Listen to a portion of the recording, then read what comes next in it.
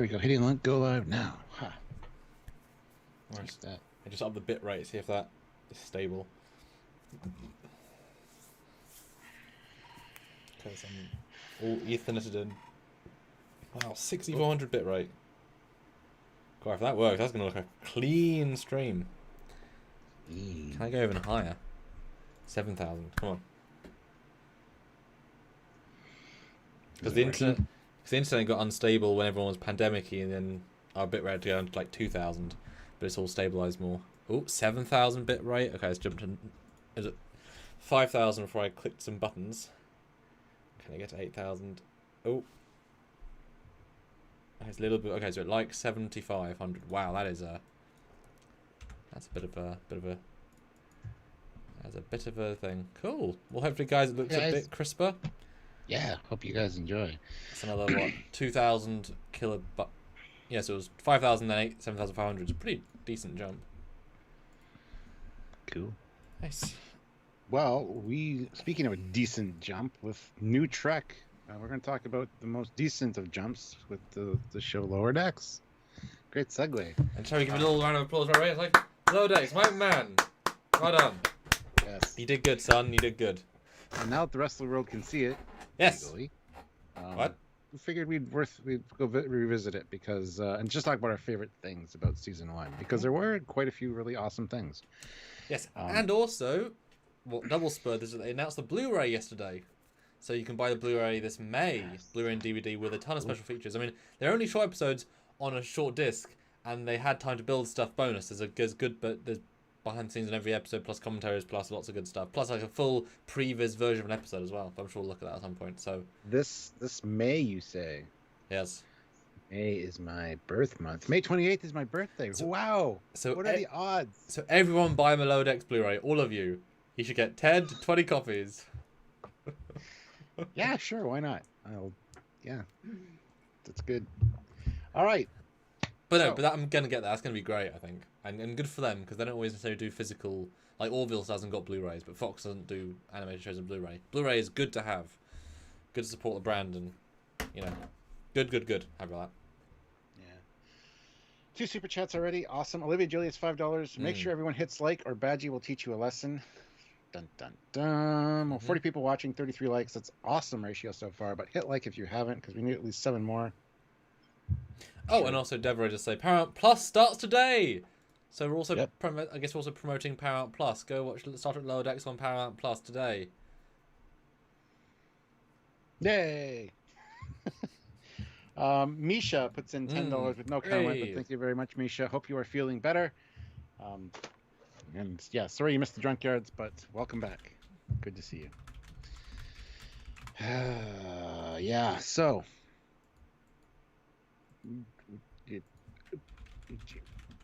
did you share this around, you think? You know what? Glad I thought of that. It's a brilliant idea. Right? You're smart. You're a smart man. Yeah. Get to hang out with these lovely people. Bye, bud. See you later. Bye. Bye. All right, guys. As you saw, super chats are good. I can't hear you, so I got a new earbud too, though, so it's good. Got an earbud because my other one was broken the other day. Anyway, super chats, as you see, are a great way to support the channel. They get your name highlighted, they get your comment read, your question answered, all that fun jazz. Plus, it's a great way to show your support for the channel, and we really appreciate it for sure. So, if you're able to, please consider sending a super chat or a PayPal. PayPal is another way that you guys can help us out and let us know that you love us. If you do send a PayPal, just let us know in the chat that you've actually sent it, so that we can read your comment or question via the email there. So.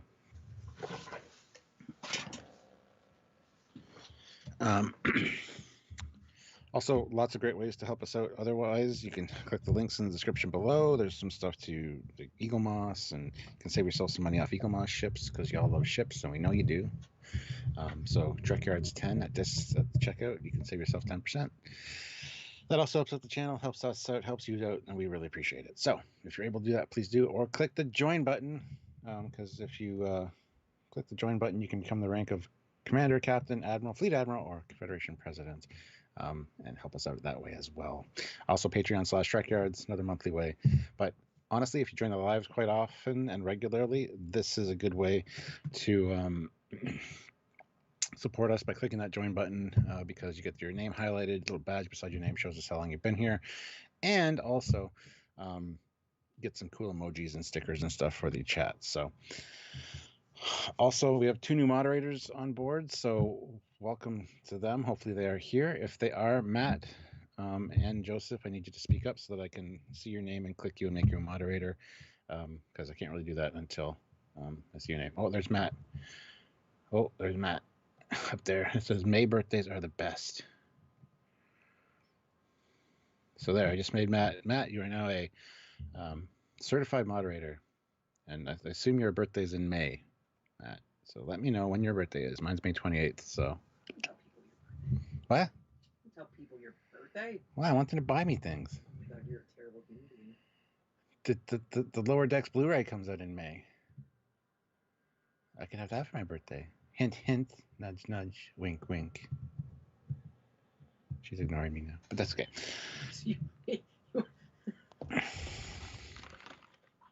She's laughing for some reason. I'm waiting to hear what she says.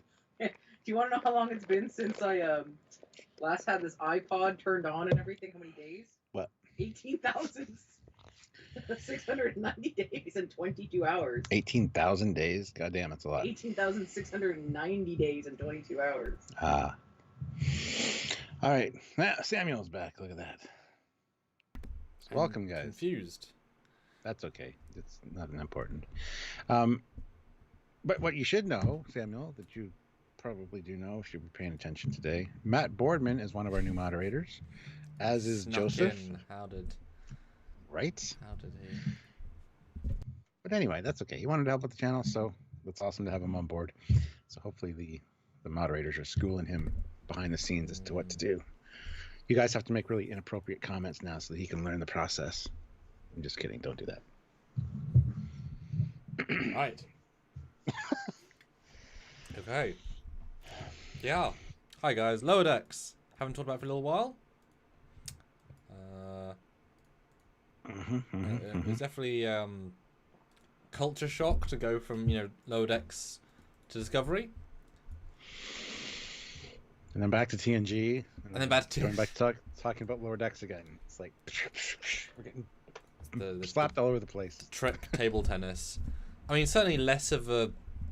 Was it Discovery? I think was better than anyone thought it would be. Like holy shit! So the culture shock wasn't anywhere near as bad, but I've done a little bit of Picard stuff recently. I think we also looked at it recently-ish, and just thinking those two feel more culture shocky to me.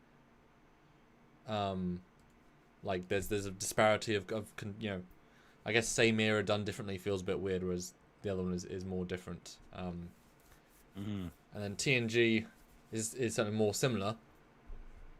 I don't know. It's been a good 5 months. I don't know. Yeah. How is it? How have you mulled over in your brain? Where does it sit in your brain? Honestly, I haven't given it any thoughts. Yeah. No. To be fair, yeah. and it's weird. Like something I was like, I got to go back and rewatch these at some point, and just never got around to it, even though I've had time to do it. Well, it's because you can do it in literally one day. I did. It's not that much entertainment. And then it's only 10-30 minutes. Like you do it in an afternoon happily.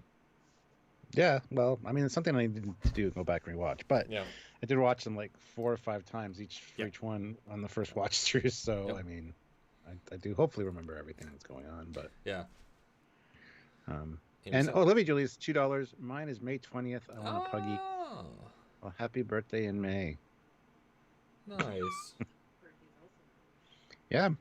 Precious's birthday is May 22nd, and she's turning 4 this year. So. Her Nice. birthday a few days before mine, so. And I got her for my birthday because Sylvia bought her as a birthday present for me. Super duper duper. Yes, and I'm wearing my sarcastic Star Trek shirt, the Volume Paspanayas. Yes. Yes, I know. Now you said though you haven't thought about it since it came out. So we did fill our brains with Discovery, which is a fair enough, and we purged ourselves of Trek for a little while after that. But how often do you think about Enterprise or Voyager or DS9? So that statement sounded harsh, but give us some context. Actually, a lot, because on CTV Sci-Fi every day is starts out with TOS on Monday, then TNG on Tuesday, and then DS9 on Wednesday, and then Thursday is Voyager, and then Friday is Enterprise. Oh. And they run them all afternoon. So there's always Star Trek on, and every time I go up from just finishing a live, go upstairs, it's on. We'll sometimes watch it while we're making supper, or whatever. So there's always Trek on. Unfortunately, they haven't started playing Picard or Discovery or Lower Decks. So they call it Classic Trek. Yes. What's up? I just the L I look back and I'm like, why am I wrongly framed the L cards? Why the L cards changed to Discovery? So I changed it back. I don't know why it changed. So I was just like, what? What? Yeah, Anyway. I was watching the L cards just now. Why did it change? What did you do? I don't think anything. That's very strange.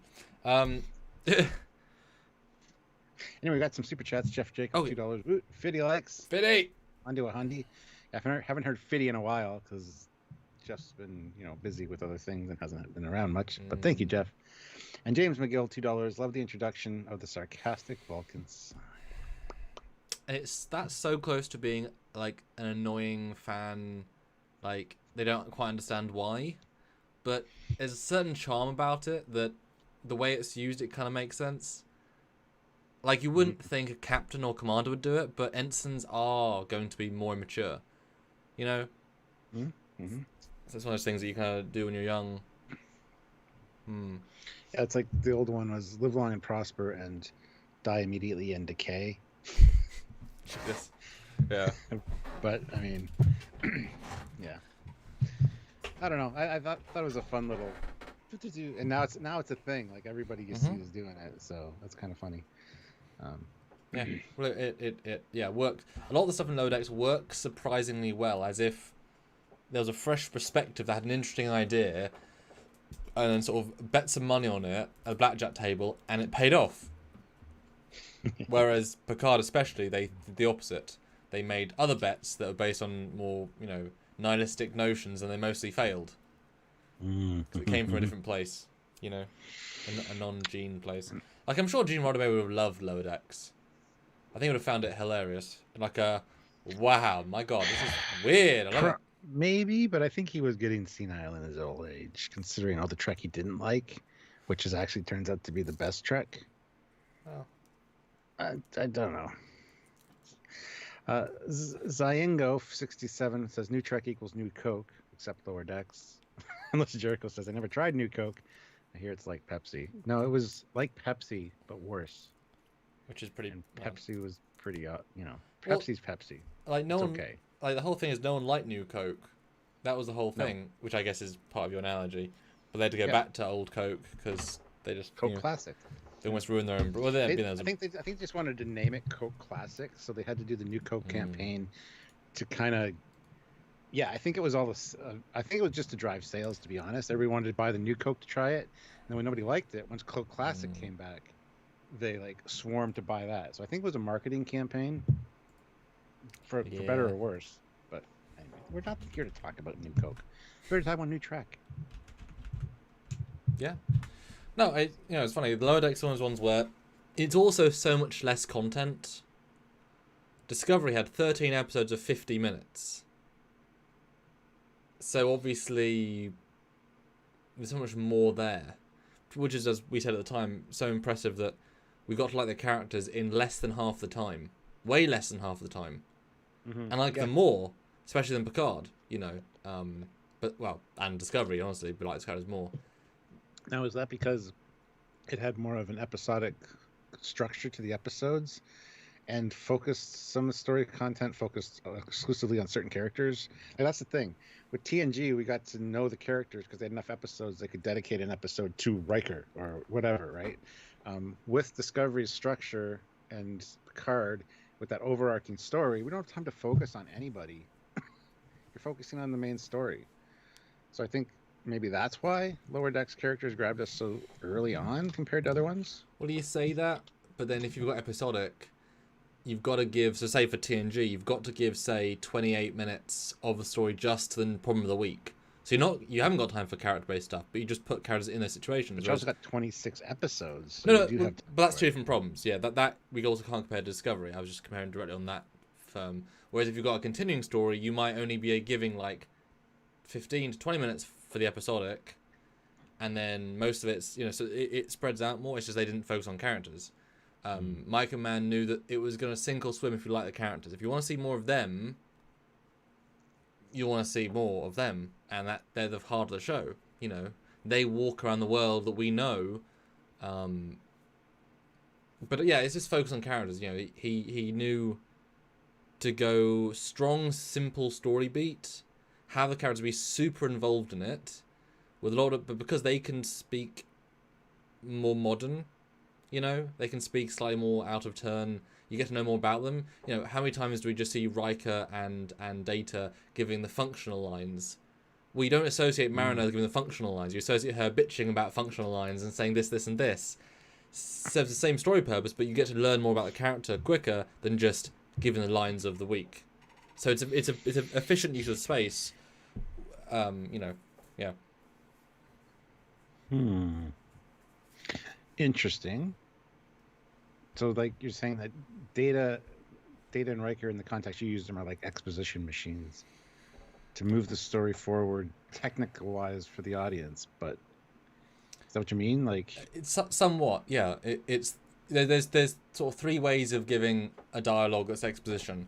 One way is just very technical, very informative, but it could literally be anybody saying it.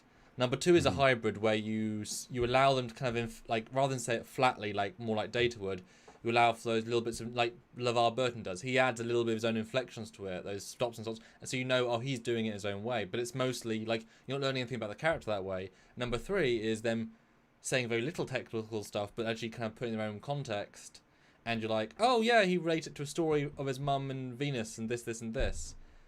And all three could serve the purpose. And TNG varied all three very drastically. Like we've seen recently Picard, Patrick, where he doesn't feel like Patrick. He's giving lines. Doesn't feel like Picard because something about him isn't even giving the baseline. Yeah. Whereas you can have LeVar just like, wow, that told so much about him, and you don't associate Mariner ever really going in those second and third categories ever. Whereas Tendi and Boimler do. They are in the middle. They're more in the middle one, and you don't know about them as much. Boimler is more the butt of the jokes, which means he's never in those lines. He's never doing exposition really. So functionally, they all have different roles. That's interesting, actually.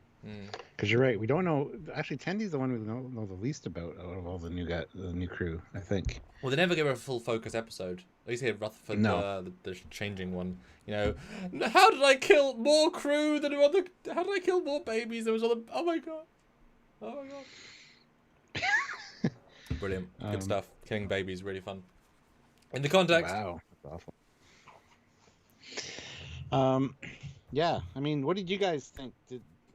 How many of you have just seen Lower Decks? Because I know that it wasn't available worldwide. Yes. So a lot of our views for our reviews and stuff were down. Yes. And we kind of were wondering why, but then we chalked it up to the fact that it wasn't available to most of the planet when we were doing the reviews. And it wasn't even locked behind a paywall, even though it was behind a paywall. Most people didn't have access to it. Yes, which was a shame. We pointed that out at the time. It should have been handled a lot differently, for sure. But who has just seen it? Spam the chat right now if you saw it early on or just recently, because I'm interested to get a gauge on how many people have just watched it. Yep. Some people on Facebook, when I posted this live stream, I said I just finally watched it. I watched it 3 times.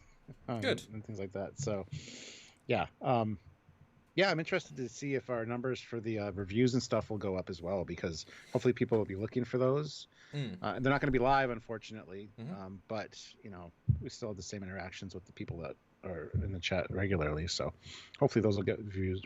Yeah. So have you seen it all, and when did you see it? Although people are comparing it to both Red Dwarf and Orville, and I wouldn't call it very Red Dwarfy at all. Red Dwarf is very unique in its own format. I wouldn't. I wouldn't even say the humour is particularly similar. And Orville only in the fact that they talk, they do situations that are out of the norm, but functionally and structurally, Orville is just a more light-hearted, more interesting TNG. Like, because they can go deeper. And Lower Decks is a way more light-hearted Star Trek. But it ain't an Orville, you know? And Red Dwarf is pretty unique, actually. No, that's definitely true.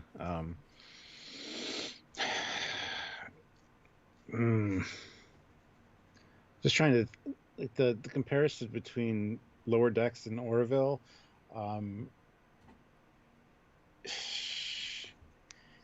I don't think that Lower Decks and Orville really share a lot of the same chemistry. The only thing that...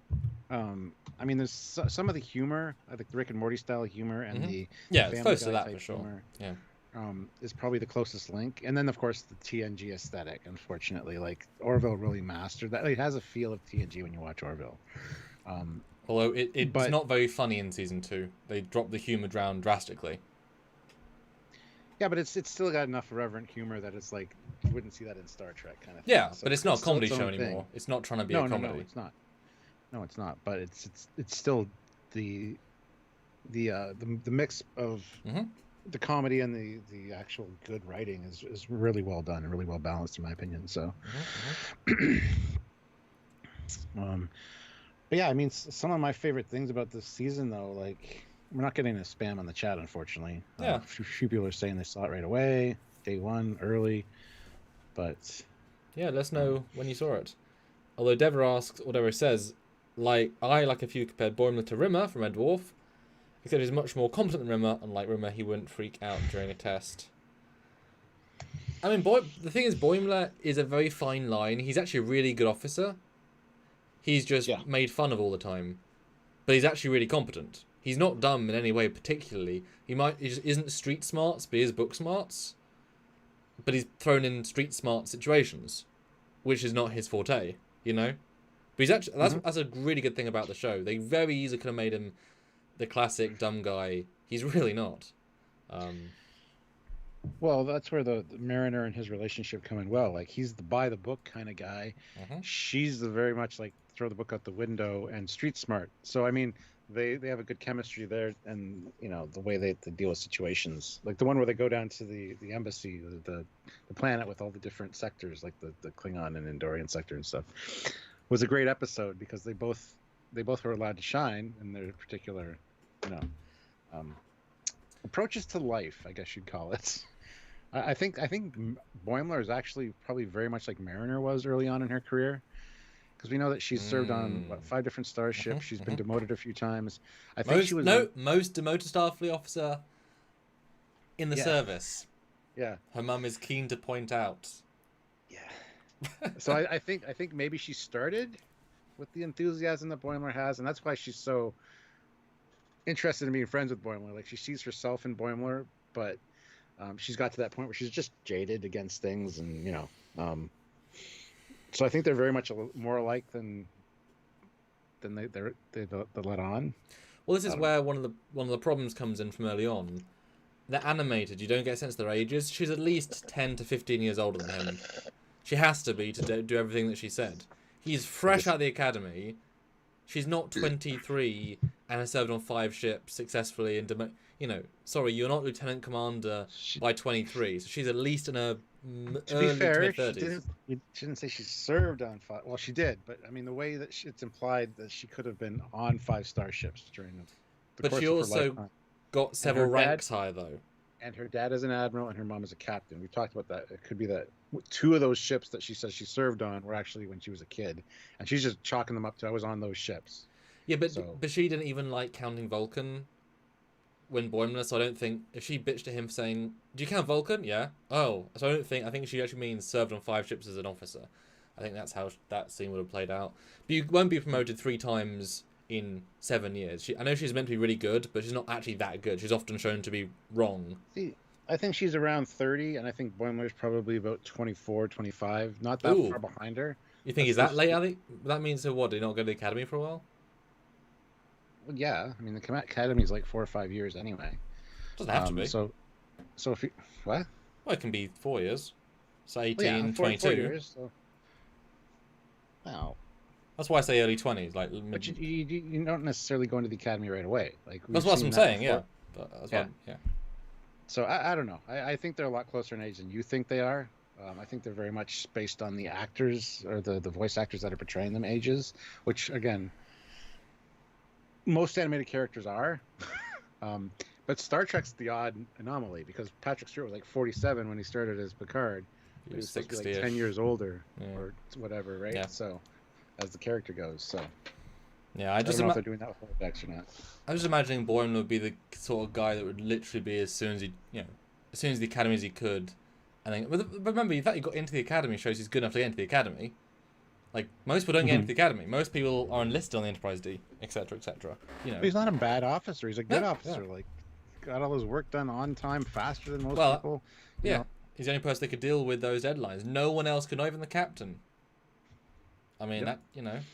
yeah. So it's not like he's a bad officer. He just doesn't know how to apply himself. And that's where the evolving episode structure helps, because from the first couple it's presented one way, but it builds. Super important. Mm. And Matt's saying he watched each episode a couple times during the first run, once by himself, the second time with his kids, and possibly a third time with a friend. Olivia Julius, $5. Sir, my shuttle just landed in Florida. Permission to use the restroom and explore the local watering hole before I'm on duty. Absolutely, go do that. Take care of yourself first. So thank you, Olivia. So he graduated 1 year before Cerritos. This is his first ship, or his first proper command, or first proper service. Mm-hmm. Nice. Well, I mean, I want you guys to tell us in the chat too. What are some of your favorite things from season 1 of Lower Decks? For me, there was so many canon references, and even stuff like the animated series. There was references to that. Even a picture of the TOS guys, those old scientists, or what did TOS stand for? Yeah, those old scientists. I think. Yeah. That was great, and then also the Kelvin stuff in the Klingon market. There was the JJ disruptors and stuff in the Klingon booth. So I mean, the ties in with all of that stuff, I think, was really. If I had to pick one favorite thing, it would be all the canon references, and not even side. Well, I guess they're side. Well, they're canon because they're on screen. But, George Mangrum, $2. Mariner's friend is from the academy, has made captain. Yes. Ransom, captain. Yeah, her name is Ransom. Yes. And George, you haven't let me know if you got the box yet, so let me know. You said 5 days, so you should be getting it hopefully by tomorrow. Yeah, I'm looking forward to sharing the video of all the stuff that's in this box. I want to see. And I was cleaning up today. I found some more great stuff that can go in the next one. You mean you were looking through your treasure trove and you found items of true worth and glory, correct? Yes. Yes. It's like the warehouse in Indiana Jones, Yes. It's like an Ark of the Covenant. Grail's hiding somewhere in there probably too. Who knows? I mean, almost certainly, almost definitely. One of these days. One of these days. Ah, George. Soon. But yeah, the fact that her friend was captain kind of annoyed me a little bit. But as we talked about, that was post-Dominion War. So were they pushing people through to fast-track the captain? I mean, Star Trek Online's the same thing. When you start the game, it's like, we need captains for ships. Here, you're only an ensign, but you have a ship to command. Yeah, but that means Star Trek Online isn't canon for anything. No, I don't. It can't be. It literally can't be. Not a single thing. That's why people say, oh, it's canon there. It's like, have you seen the game or played the game? It doesn't make any sense. It's a game. It's brilliant, but it's a game. You ain't doing the stuff that you say you are in the game. You ain't putting a Borg or Dominion energy conduit on your ship that makes it glow purple, and you ain't doing that as part of Starfleet. Sorry. Well, you never know. The rules in the future might be more lax. Area 51, $5. My favorite thing is the overall feel of the series. A goofy comedy, yes, but still feels like Star Trek. Show to me. Absolutely. And a lot of people were concerned about that going into it. Like, what's this going to be like? I know I was. And I was pleasantly surprised. And you still get those people that say they hate it. It's not Star Trek to them. I don't understand. I haven't heard those for a while though. I've got to admit, I haven't heard that. Every now and then you still hear one crop up. But I don't understand that thinking, because this is the most Star Trek-y Star Trek show that ever Star Trekked. Because it references all the Star Treks. And it's done by such a huge fan of the overall franchise that it's made for Star Trek fans. So I don't understand the whole premise of, I think it's just the fandom menace that already had it in their minds that they weren't going to like it because it was new Trek and Kurtzman was attached to it, that they decided, no, we're not going to like it right off the hop, and they just want to be stubborn and don't want to admit that they had made a mistake. That's kind of the vibe that I get from a lot of those people. Well, also, if you don't like cartoons, and if you don't like this sort of humor, I mean, there's, unlike every other show, there's a few barriers to entry. If you just don't, some people just don't like certain things, and you know, we can't blame them for that. If you just don't like cartoons, I mean, some people hate Disney films, but you know, arguably Disney films are some of the most classic films of all time. You know, it's like when somebody says, "Oh, I hate Terminator 2." It's like, it's one of the top-rated films of any genre, and of action especially. Like, it's undeniably one of the greatest of all time, but I don't like it. It's like, okay, fine. I mean, the world says you're wrong, but okay. And that's the thing. You are gonna get those people, because that's how that's how big the world is. And that's the one thing we learn about doing Trekyards, is that more people notice you and talk to you when you have a channel and a show, and therefore you hear these other voices. I think those people that say I don't like something that's popular want to be special. They want the attention. It's like flat earthers, in my opinion. They don't really believe the earth is flat, because nobody's that stupid, but they just want to be special and to be not. They want to be an exclusive little group. That's kind of the vibe that I get. I could be wrong, but you know, those people, even like vegans and stuff, a lot of them do it because it's trendy or because it's, you know, makes them special and unique, stand out amongst their friends. So I don't know. I don't understand how anybody could watch this show and not enjoy it. Like, don't be so super critical and think, oh, that goes against whatever. This is just, it's a fun Star Trek show. But I think there are so many thousands of people that say, how can you look at Discovery Season 1 and not just enjoy it? It's a good show with good characters and a great art design. And yet they're saying, why are you nitpicking, Stuart? Why are you being a little baby Trek fan? Get over it. You know? Why am I nitpicking? About what? No, Discovery Season 1. I'm saying there's thousands of people that would say, well, how can you watch Season 1 Discovery and not enjoy it? It's a great show, great characters, a great story. How are you nitpicking because they said it's prime canon. If they had said it was a reimagining... No, don't nitpick it. It's Star Trek. No. It's called Star Trek. It looks like Star Trek. What do you want? You know? Well, they said it's prime timeline, and it's clearly not. That's why. But they say it's canon, so that is canon, yeah. But if they said it was its own thing, I would have been like, you guys did great. It's good reimagining. Looks great. But the characters are great, and the story's great, and the Klingons look great. The Klingons don't look great. The characters... But they're so detailed, Stuart. The makeup's really good, and the teeth are really good, and the armor's really pointy. And they use 3D printing for the first time ever. You know what I mean? So, unfortunately, luckily we agree on more things than don't, but... Jonathan Davies, 2 pounds. It's more Star Trek than Disco or Pick a Card. Yes. Yep. Pick a Card is very disappointing. I'd say Pick a Card is actually more disappointing than the combined whole that is Discovery. If you're comparing season ones, if you comparing season ones, like season 1 of Discovery to season 1 of Picard, then you got Discovery's worse. Yeah. Well, you got to do pros. Well, Picard's not great. So you got to do pros and cons to see. I'm pretty sure Picard would slightly edge it out, but as a whole, Discovery's now better than Picard. Oh yeah. Picard needs to pick up its game. So. Well, they've got a new showrunner. They've got new people. I mean, they knew it wasn't the most success. You know, it's like I said, it wasn't that it was necessarily bad, it was just disappointing and clearly changed. And as you know, people bitched at me saying it's a Pulitzer Prize winning author, shut the fuck up, he knows what he's doing. And I said, have you seen the show? People, Emmy Award winners don't make Emmy Award winning material every time, otherwise there wouldn't be an Emmys, because there'd be the same one person winning every awards every time. People do certain things that are better, certain things that are worse. And that Michael just wanted a worse script. End of story. And also, don't rest on your laurels. Just because you won an Emmy Award once doesn't mean that you can write you can wipe your ass with a piece of toilet paper and present it as a script, and it's going to be an award-winning. No, that's not how it works. You need to keep improving, you know. But as you can tell, that one had obviously studio interference where they wanted certain things that aren't really compatible. It's like having not mentioning LOL. It's like the most basic thing in the world, and it's like they must have known, and yet, you know, it's just Yeah. Well, This isn't Picard really is talking about our.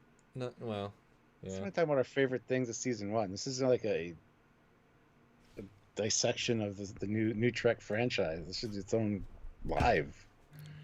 People tuned in to hear fun things about what we liked about season 1. The Okay, Titan, Riker. If this show had come out right after Enterprise, say 2 years, right? Mhm. Would you have said this was better than Enterprise or Enterprise was better than this? Obviously, there's a hell of a differential, 80 episodes versus 10. Well, considering that Enterprise started rubbing me wrong with season 1, I would say this is better. Yeah, so.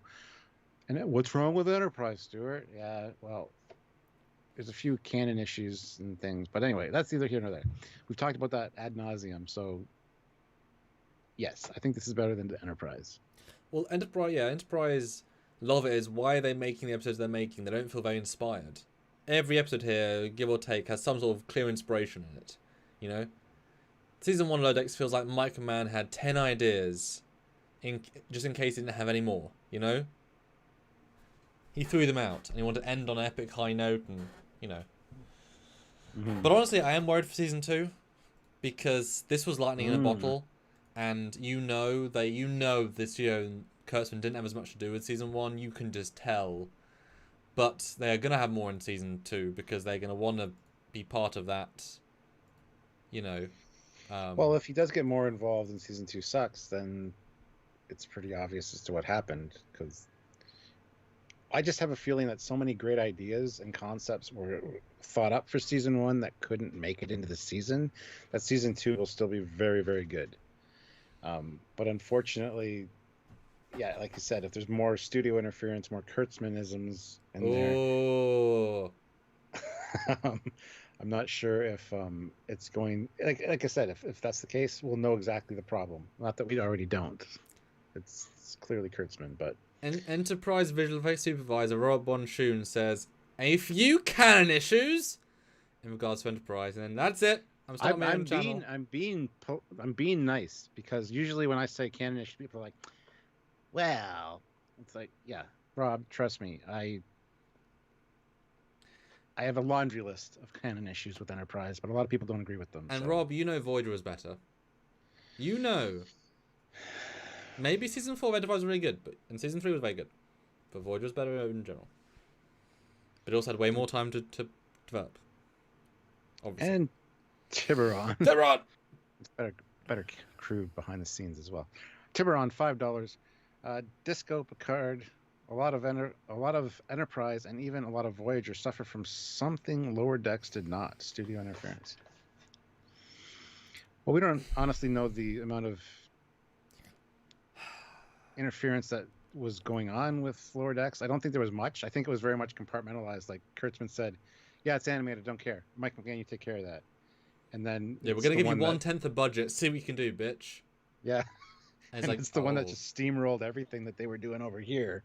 Yeah. So yeah, now seeing the success of season 1, I wonder if Kurtzman is going to get more involved. Going on a bigger piece of the pie. Yeah. Yeah. Wanted to put his own marks on it, because he has his own ideas, and now he's got this success. Well, it's like the Mandalorian. I'm sure season 2 felt like it had more interference. It wasn't pure Mandalorian. It was Mandalorian with other ideas. And season 3 is always going to be worse as well. But I don't think Voyager Enterprise suffered from that came at the end of the normal studio system. They had as much interference as the other shows would have, which is not a lot less. Yeah, I do disagree with the statement that there was a lot of studio influence. Do you not think TNG had a lot of studio interference? I think TNG had a lot of studio interference. Enterprise was the start of that, with Les Moonves and whatever in charge. He wasn't a sci-fi fan, didn't like Star Trek, didn't allocate the resources to it that it required. Well, that's studio interference into not supporting it, which is not what I don't think he's implying. Exactly, but that's the beginning of the studio interference. The process. And yeah, Discovery, unfortunately, too many cooks in the kitchen for that, especially when it came to designs and stuff. One of we often joked, almost the entire tile sequence is executive producers. There's what, like 19 executive producers for a show. It's like that's not funny. You got more executive producers than actors. Yeah. I don't know. Jonathan Davies, £10. Oh wow, thank you. Lower Decks makes me laugh because it's probably what it would be like if Trek fans got on board a real starship. Ooh, I get to clean the plasma injectors. Tendi and Rutherford. Yeah. I think also one thing that really, really, really helps is that you actually would want to be friends with these people. Like all four of them. For different reasons. And certainly by the end, Mariner. But really anybody on the other shows? And considering there's 3 times as many casts. Shoot me a show and I'll tell you who I'd want to be friends with. Well, that's too obvious. You want to be very good friends with... No, I'm not going to do that. Okay. Wait, do you mean every show or just the new ones? Whatever, just throw a show. Picard. Who'd you be friends with in Picard? Rios. Mm-hmm. And all of his holograms. So Rios, and Rios. Yeah. Oh, and the Irish Romulan lady. She seems nice. Anyone else? Soji and Dodge, but for the reason that you were going to say, because, you know. Okay, and then Discovery Season 1. Not Tindy. Tilly. Jesus Christ. Tilly. No, seriously, Discovery Season 1. Hugh? No, but he's a Season 2 and 3. Well, he's a Season 3 lad. Because the thing is, you're adding the perception of them from later on, unfortunately. Which obviously you have to, because now you know them better. Well, Tilly for sure, but that's... yeah, nobody. Whereas, who would you be friends with in Lower Decks? See, Lorca. I'm friends with Lorca. But Lower Decks, so who would you be friends with? Honestly, Boimler. And Tendi. Probably not Rutherford, honestly, and probably not Mariner. I don't think our personalities would. Well, I think Rutherford is a great friend in a group friend. Like, add something to a group dynamic, but I wouldn't be one-on-one friends with them. And I think Mariner, absolutely. In a similar way, like, I wouldn't do one-on-one... Maybe, I think drinking with Mariner would be really fun. Like, one-on-one drinking, or, like, two-on-one drink.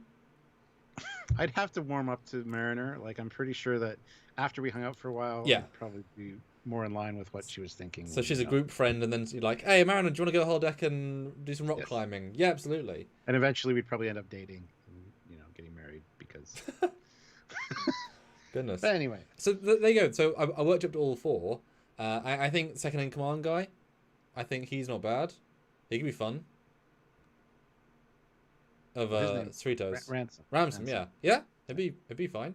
The Bajoran guy to a certain extent, like group friends. The chief engineer, while he's slowly, pathetically sad in the corner, you walk up to him, hey man, let's chat for a bit. Like, hey, you know. If you ever want to feel good about your own life, he's the guy getting Oh dear, yeah. Ziango 76, $5. Thank you. I think this would have been good as the series after DS9, running with Voyager as a decompress after the Dominion War. The Dominion War was an inside job, or maybe no, the Dominion War never happened. What is that? What did he say? Yeah. No, it was the Changelings. Well, it was, yeah, we know what it was, vaguely. Although, Carl says, Rutherford would definitely be a Trekyards fan. Yeah, I could see that. Yes, he would. Oh, yes, he would. And Tendi would love our interviews. Oh my god, it's Paclides! Whereas Mariner would say, you think you knew Doug? I knew Doug 10 years ago. We went to Barbados. And everyone was like, what? What? I dated Doug for a while, you know. No, I dated John. You know. Oh yeah, for sure. Mark Lawrence, $5. Been here since the stream started, listening in while busy. My favorite part of Lower Decks is the ships looking era appropriate. Very good call out. and getting some beauty passes of the ships, which is great. I just wish there weren't so many California class ships in the show. They needed to show more. Unfortunately, I mean, the Parliament class was great. Of course, the Luna class or the Titan at the end was awesome, but too many California class. Just saying. Yeah, I would say that is a two steps forward, one step back situation because, you know, they're not great designs in the grand scheme, but at least they fit. And we should have seen. I think we did see a, you know, DS9, an Olympic, a Titan, but we should have seen more just thrown in for the sake of it ships.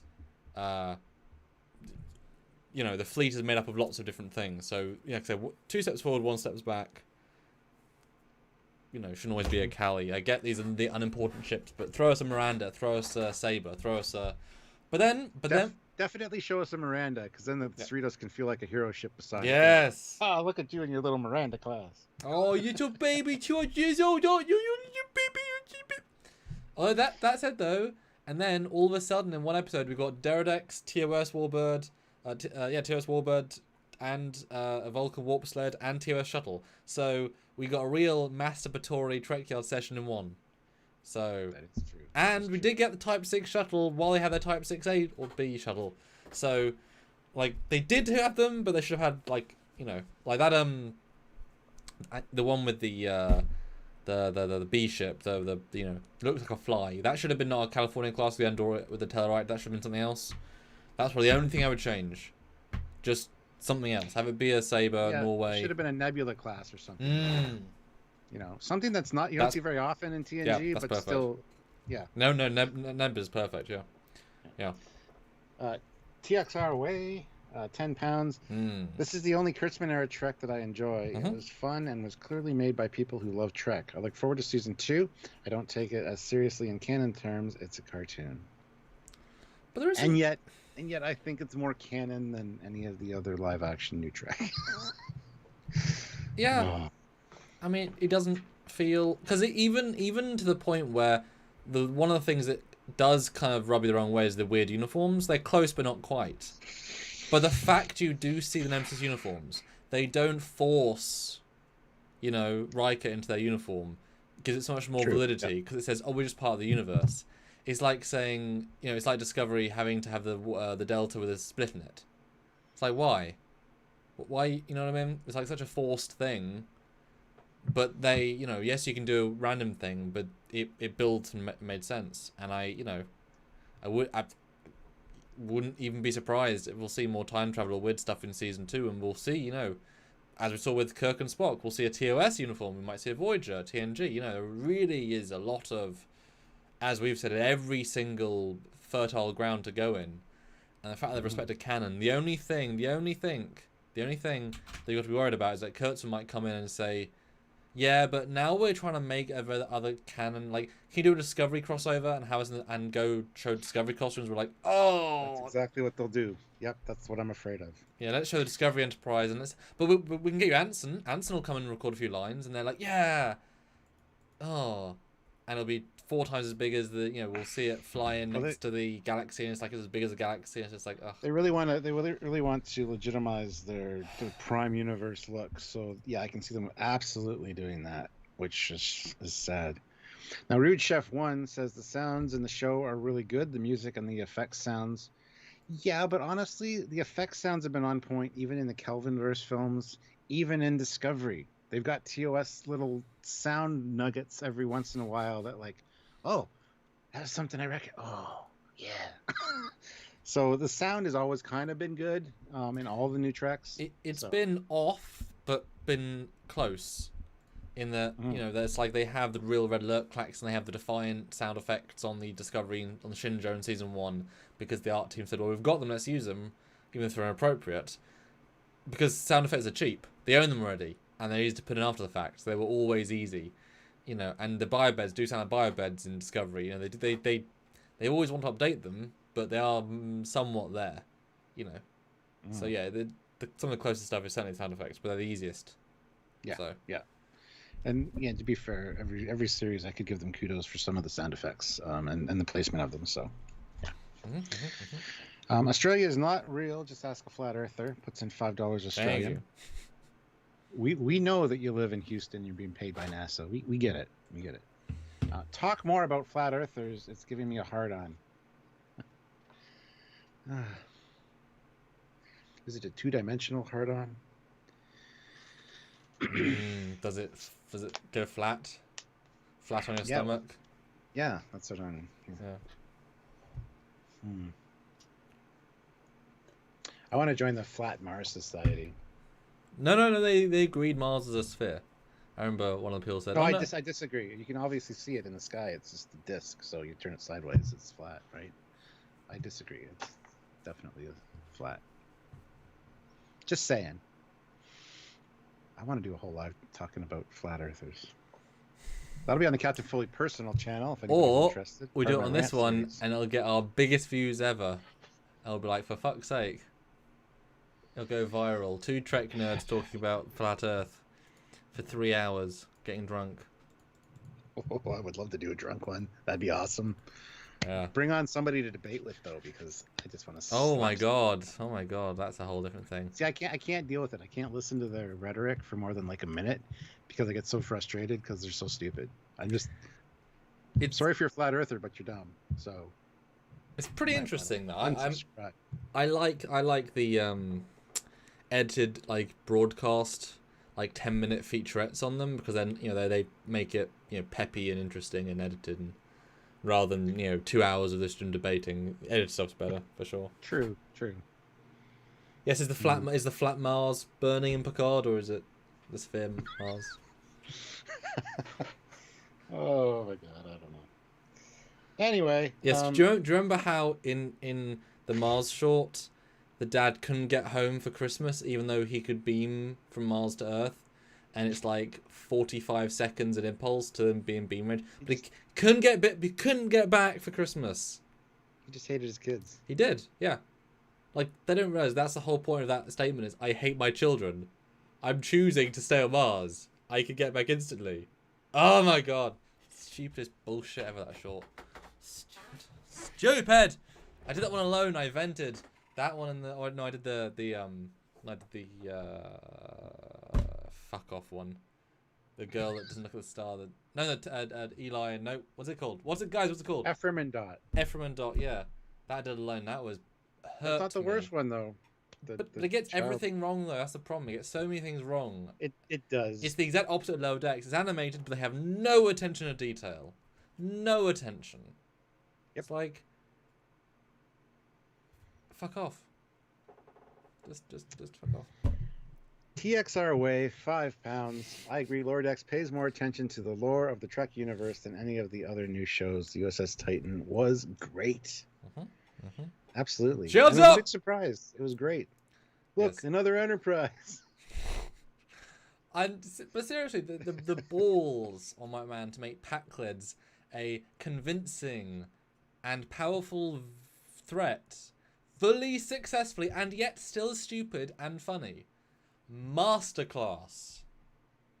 Yep. And then throw that. You look at what's her name in Discovery? I don't remember her name anymore. The Andorian villain. And now you have her with zero chemistry and whatever. It's just like, wow, the difference in Menace. Oof. Andorian villain. No, Orion. Oh. In Discovery Season 3, I'm saying. Oh. Didn't have any sort of, no menace, and yet they made Paclides more. Why can't I think of her name? I can't either. It's on the tip of my tongue. Osira! Thank you. I thought Osiris for a second. I'm like, it's Osiris. Yeah. Wrong franchise. Yes. Olivia Julius, $5. Thank you. Trekyards mod rule number 3532. Don't ever tell Samuel he has a triple on his head. Trekyards mod rule number 3533. Don't joke about Canadian syrup. And don't make wisecracks about Canadian internet, because trust me, I'll go off for fucking 10 minutes about it. Anyway, Jeff Jacobs, $2. Here's our Hundy. 12150. Hashtag make Jeff pay. Yes, we have 105 likes, which is awesome, but 134 people here. So if you haven't hit like, hit that like button. Let's try to get to at least 120. 15 likes. I think we can do that. Tuning 3434, €5. But could we discuss why the Star Trek universe is flat and how their tactics reflect how Roddenberry is showing us the truth? But Khan's pattern indicates two-dimensional thinking, and that didn't work because it's a three-dimensional universe. Well, it's a flat universe. It's funny how all the other planets are round and yet Earth is flat. It's kind of awkward. Sean O'Sullivan. Sean O'Sullivan, €2. Cap wins flat debate is master debater. I'm a master something. Take out the "d". Masturbator. No. Going for the lower decks humor, but. Well, then you'd be something cleverer. Robert Westfield, you're a freaking Gundam, man. Tuning 3434. Okay, don't know what that's about, but but it is, it's one of those things where Lower Decks, they focused on the two characters. So the Tendi and Rutherford did get left behind, but what more would you want to see with them? Like what would you have, what would you like to see in season 1? What more I would like to see with Tendi and Rutherford? Either alone, together, just in terms of character stuff. Tendi, I just want to hear her story. I want to meet her family. I want to hear why she's joined the Federation. Orions haven't been pirates for 5 years now. Was her family big into pirating back in the day? Was her grandfather one of the awful Orion syndicate guys? There's got to be a story there somewhere. And we, unfortunately, also people also bring up the pheromones and how it affects males because the Enterprise episode. But as we know in the motion picture with the Delton, she took an oath of celibacy. So was that a thing that happened? Was her pheromones subdued? Do they only use that when they want to?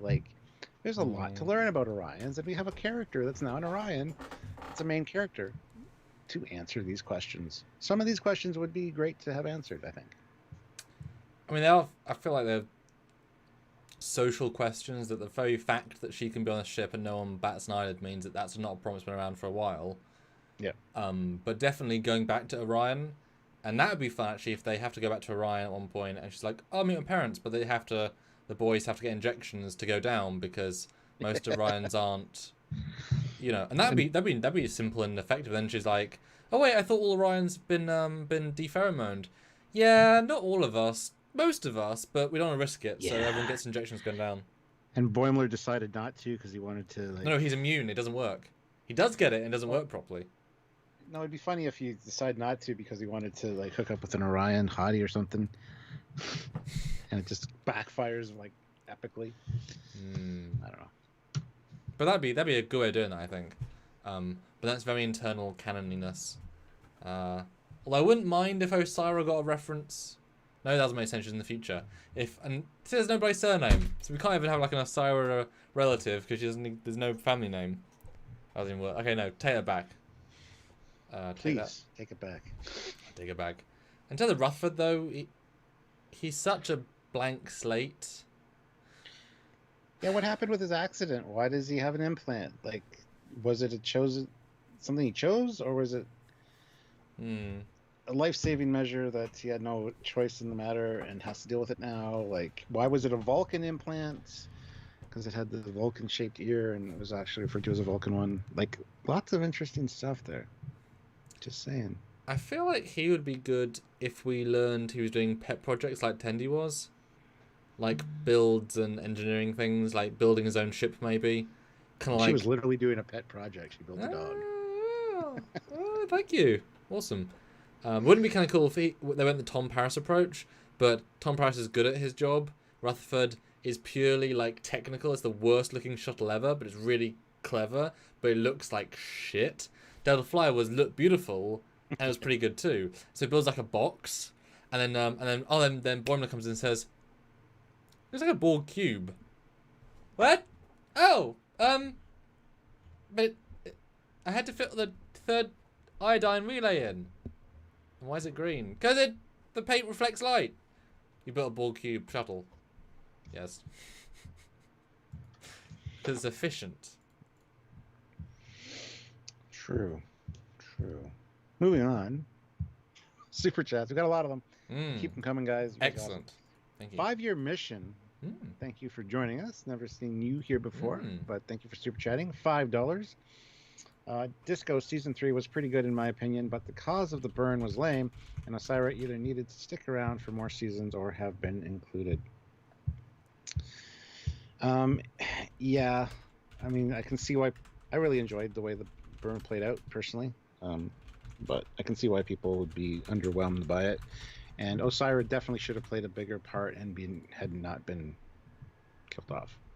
I think she could have been a big part of the next season, either as a deposed leader of the Orion Syndicate, or the Emerald Chain. Sorry, not the Orion Syndicate in the future. Yeah, she could have been a little bit of a behind the scenes villain. I think would have been good. Massive mistake to kill her. I have no idea why they did. No idea.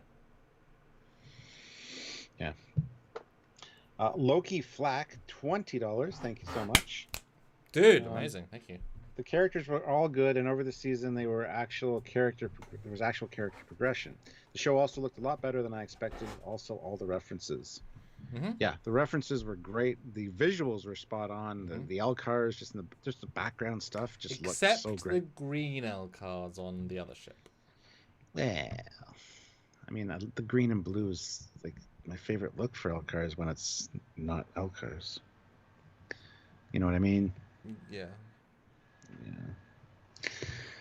TXR way. £5. Mars burning after 10 years was so stupid. I couldn't believe they put it into Picard. My mouth dropped when they revealed that. It was so idiotic.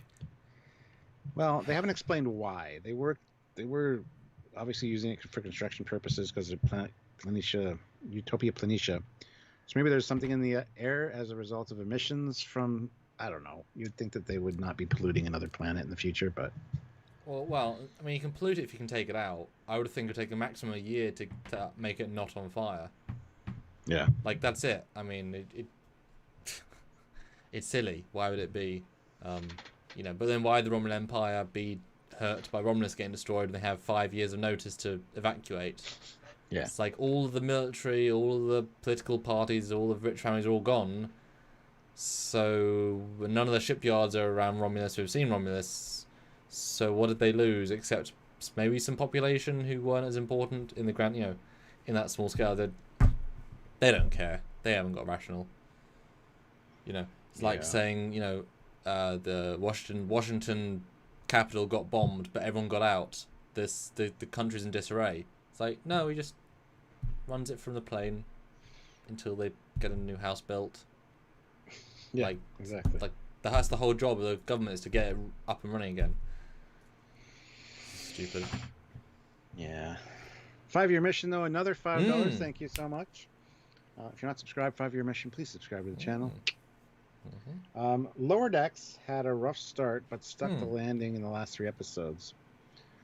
I don't think it had a rough start. I mean, we talked about that when we did the reviews, and we thought it was one of the best series openers ever out of all Trek, really.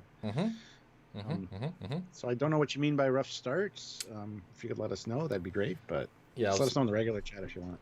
Yeah, I know the first episode you liked less than me because of the fast talking, but I saw past that into what they were trying to do. I thought the pilot was, if not the best, the only better one was Where No Man Has Gone Before, but that was double as long, so you have more time to develop. But that was easily the second best pilot episode of all Trek, hands down. I mean, but it's not a high bar though.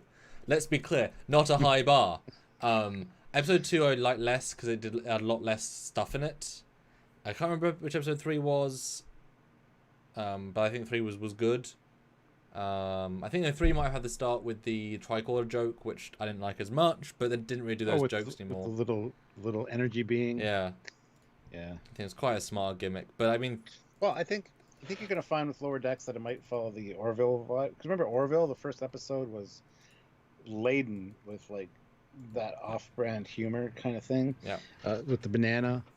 Yes. Yes. And it very much like 2-3 episodes in, got scaled down. Yep. They found their footing pretty quick. Yep. I don't think Lower Decks suffers from that though.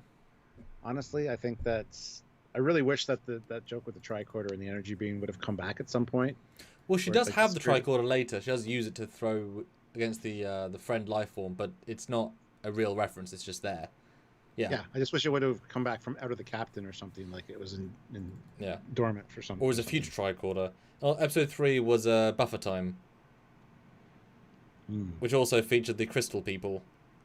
And no, that was great. That was a really good one. That was a really clever one.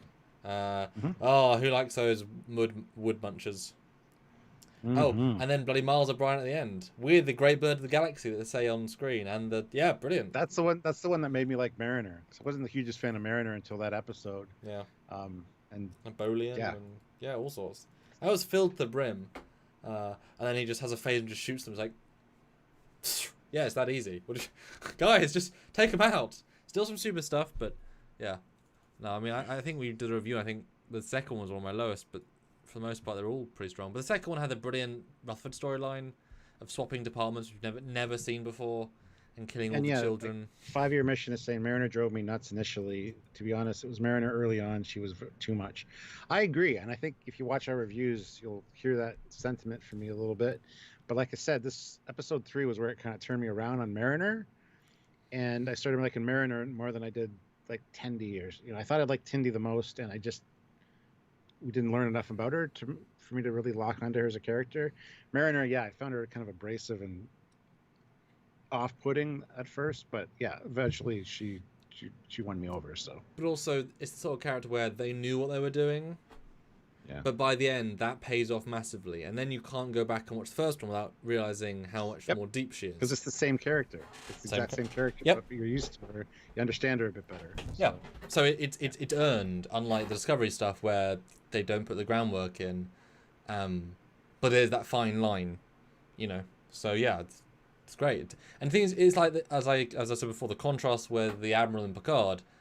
You hate her massively because she bitched on Picard for no real reason. But when Picard says shut up to her after, it's like that would only be a powerful moment if you hated her from the start. Yeah. So you had to have one to have the other. And so you have to have the payoff moment Mariner kills herself, in the holodeck. Is only really as powerful because you've got to know her in kind of the annoying way. So 5-year mission. I can kind of see what you mean there, but I think that even not liking one character, the show still stands up around that, and I don't think it was off to a bad start at all. But 119 likes. Can we get one more like? That'd be awesome. Let's get to 20. 120 would be great. But not a banned account puts in $2. Tendi, she will make a great captain someday. Will she though? Well, she's a medical officer, so I can see her just being a head of medical on a starbase and loving it, like a frontier starbase. Oh, by the way, I think remember in Lower Decks, most of the medical people had white boots. Yes. You know where I think that came from? There was a mistake in the episode where Bashir goes to the Enterprise and works with Data, where he's wearing white running shoes. And since he's medical, there's a scene where he walks away wearing white running shoes. Wow. Since he's medical, I wonder if that's what that's a reference to, because we've never seen white boots, well, except for on Hugh, but he's wearing all white in Discovery. But that's, I don't know. I think that might be a nice little under the door reference. I think it's just linking to Discovery wearing all white. I hope not. I mean, they set a lot of precedents. That's why I was very impressed they used the actual real warp effect. Yeah. Like Picard didn't. And that tech wouldn't have changed. Hasn't changed in 200 years. Why would it change suddenly? Reason. Squadron course, $2. Yeah, yay, meeting's done. Yay for original Trek Canon. Hey. Or Canon Trek, yes. Devo77X, Crisis Point, Lower Decks, Jab at the JJ movies. Is that the holodeck one? Yep. Vindicta? That's when they pan on the ship for 45 seconds for a minute. Well, it's also TMP. It's both. It's a jab at all the movie cliches, all the Star Trek movie cliches. Not really just JJ, that's for sure. Yeah, and that's a good way of doing it. Jab at everyone, you know. Mm-hmm, mm-hmm. And it was a great using its own, like, why are they on jet skis? I don't know. It's just funny. I don't know. Yeah. It's quite a few whatever. But you know, and let's be honest though, guys, as we've crossed the first hour mark. Where does this fit in your gut reaction in the lineup of Trek shows? Is Lower Decks in your top half of Trek shows for favourites, or bottom half? Now that in itself isn't the hardest decision because I'm not trying to be that specific. But would you say this is in the top half of your favourites, or the bottom half of your favourites? What do you guys think? What he's asking is, Yes. your top or bottom? Put it in the chat. How many shows are there now? Because is there an even or odd number? Oh my god. TOS, Animated, TNG, DS9, Voyager, Enterprise, Discovery, Picard, Lower Decks. So nine TV shows. Okay, so yeah, okay. So is it in the top 4.5 or bottom Strange New 4.5? Worlds. Where does Strange New Worlds fit in your top 10, Stuart? Exactly. Number 10. Well, you answer first though, Stuart. Where would it for you? It's still quite a vague question, but it gives us a sense. Maybe in the top half, though, for sure. Having said that, though, I mean, I enjoy TOS. I enjoy the animated series. Lower Decks has to be above the animated series for me, though, just because. I enjoy TNG. Voyager's great. DS9's awesome. Enterprise. I'd probably watch Lower Decks over Enterprise, given the choice. That's interesting. It's probably actually kind of mid in the lineup. Well, it's certainly the easiest to watch, except maybe a few TNGs, which are just very, chill and watch. I find Voyager very watchable because I like the sciencey episode of the week style. But obviously, this is a difficult one because it's just such a shorter show, and so easily watchable. You can dip in and out and. But yeah, I think top half for me. I think it. If you're talking quality per minute, like this is going to beat out a lot of the other shows. But 7 seasons or 1 season, Well, we're getting a lot of top half, and then we got Threefold Path. He says bottom half, but at the top of it. Yeah, that's quite. Again, yeah, it's like mid. On a scale of 1 to 10, it's like 5 or 6 there, kind of thing. And I think that's the same with me. This is I'd rather watch Lower Decks than some other stuff, but there's definitely stuff I'd rather watch, which is more, canon-y and real lifey than Lower Decks. So it's a tough one. Chatios1, $10. Oh, thank you. Do we think Division 14 just follows ships named Enterprise around? Division 14, is that the medical ship? I didn't think it was when he said the comment, but I feel that's the only thing it must be. Oh, is it because it does so many weird things? The Ostler. Yes. The NX Ostler. Yeah. The NX or something. Sean O'Sullivan, €2. Sheer slippers or shoes or sounds. A poll in interview. What? I'm confused by the comment. Sorry. Squadron Course, $2. It's simple for me. Lower Decks respects Canon, Discovery, and Picard don't. That's a very good point. And John Woke, $2. Top half, he says. Ooh, John Woke has another great comment. I'd rather watch TNG or DS9 than Lower Decks, but I'd watch Lower Decks over Enterprise, Voyager, Discovery, Picard, and maybe TOS edges out Lower Decks a bit because of Shuttle. Wow. I almost agree with that, except Voyager I'd rather watch Voyager than Lower Decks. There's some really good stories in Voyager. Some really, really good stories. Yeah. And I like most of the characters in Voyager. So. And the ships. Like, the ship's much nicer than Cerritos. And the uniforms are much nicer than these uniforms. Like, it's nice to look at. That's not necessarily a high bar. I'm surprised about TOS, because TOS is one of those ones where it's the story and the acting that are so strong. It has those gimmicky 60s things that don't age as well, like women in less clothes, hairstyles, sets are less detailed, but the story and characters are still as good as they were then. Like, the stories are better than Lower Deck stories. They're not as dense, but they're better morals, messages, and meanings. And, you know, you watch a good Shatner and Nimoy scene, probably beats any scene from Lower Decks, you know, because they're just at the top of their game, you know. I'm saying the good scenes. But again, it's over twice as much content in an episode, you know, with characters that have much more emotional power. You know, if Lower Decks gets to 7 seasons and we know the characters really, really well, I mean, that might be a very different story, Stuart. If this is a 7-season show, like, wow, this may be very high in the runnings for everybody. Especially if they continue on their current path, and they'll have, you know, cameos from everyone from all Trek, and they'll be in every era, and they'll go in the future for Discovery, they'll go in the past for Discovery, they'll do all these cool things. You know, if they somehow continue, well, this might end up being like the number 1 or number 2 most reviewed Star Trek show. It's the only show that uses every other show, you know, and builds on every other show. You know, how many years did TNG actively avoid TOS? You know. Yes. Wow. Yeah. Even though they reference it right away in The Naked Now, which everybody complained about, even though that wasn't supposed to be the first episode after. Anyway. Squadron Course, $2. Discovery and Picard equal great talent but bad writing and canon. Yes, absolutely. Yeah, the direction for a lot of the characters in Discovery is very off-putting. And you know they have the ability to act, but it's the direction that's telling them to whatever. I don't know. It's just why? I don't understand.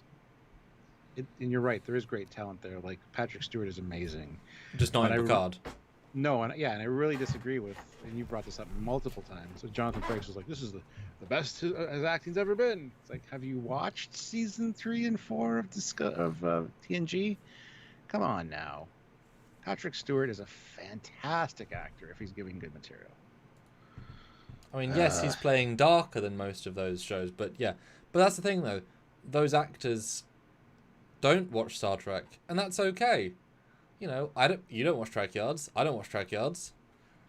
I do occasionally. Wait, I do occasionally, yeah, but it's not a thing you just do by default. You know, and so yeah, I mean, yeah, that's fair enough. I mean, and that's the thing. A lot of these people at conventions, these actors only know the stuff they're reminded of at conventions. Especially as I can imagine, you know, will 50-year-old me want to watch me in my 20s and will I be happy to see myself or be annoyed that I look younger and now I'm older? Why'd you say that? Why didn't you say this? Because, damn. Every now and then I'll watch an episode of one of our episodes and be like, and then I'll say exactly what I was thinking. I've done that. I've done thank God I said that. Or sometimes I'll just miss something or a joke that could have been put in there, and I'm like, God damn it, that would have been awesome. Yeah, I once watched something because it was a guest thing from like 3 years earlier, and I made a very like, oh, and did you know? And then other B said it. Yep. I was like, oh, I guess I was right. Thanks, me. You're welcome, me. Sick Infidel says, watch Lower Decks for first time yesterday. Sure. Avoided it because I thought it would suck. Was pleasantly surprised to be wrong.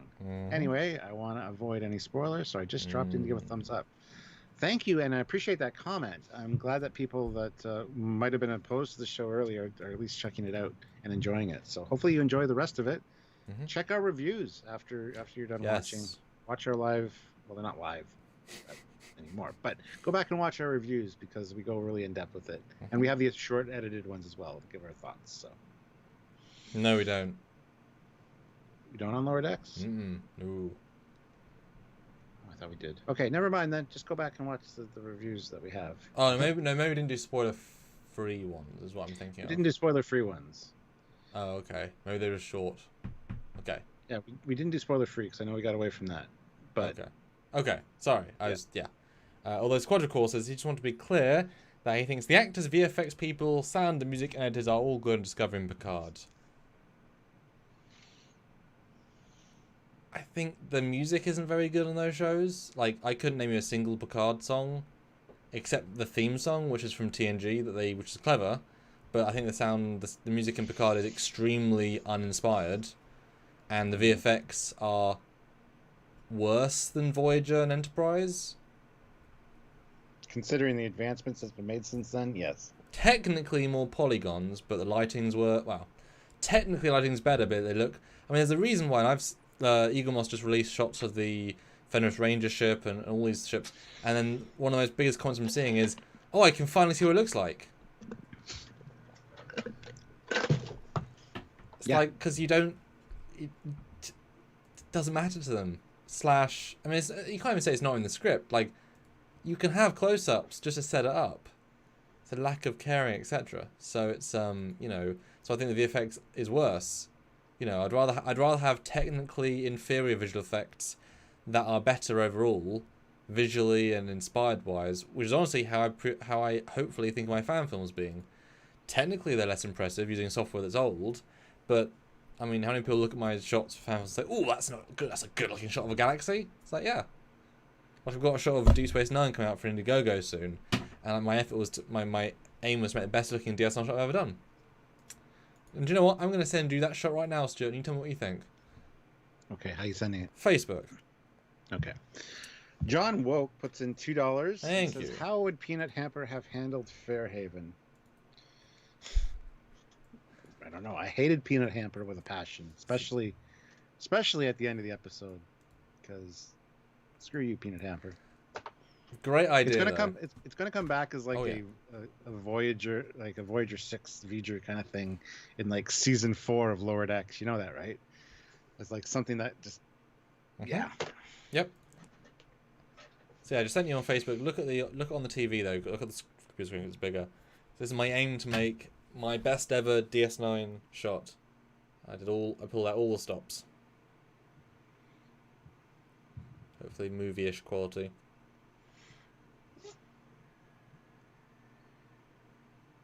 Just a second. It takes a minute here. Ooh. That looks really good. The lighting is fantastic. Those yellowy gold sections of the station, though, like the insets, are kind of odd. Never noticed those before, but I've seen them inset, obviously, but not highlighted like that with that color. Yeah. Oh, that's great. And the station is subtly out of focus behind the pylon, and yeah. What do you think? My best DS9 shot ever? Sure.